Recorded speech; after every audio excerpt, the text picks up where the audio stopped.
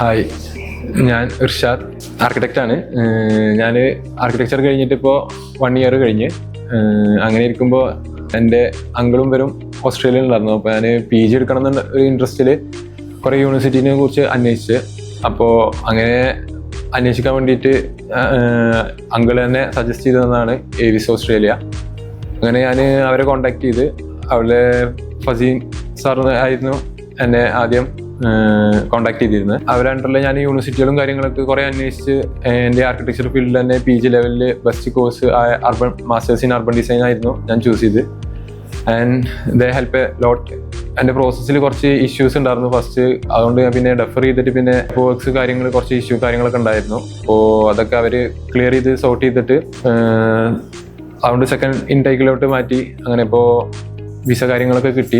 ഇൻഷാ അല്ലാഹ് ഈ 2 ഡേയ്സിനുള്ളിൽ ഞാൻ കാരണം ക്ലാസ് തുടങ്ങാനായി.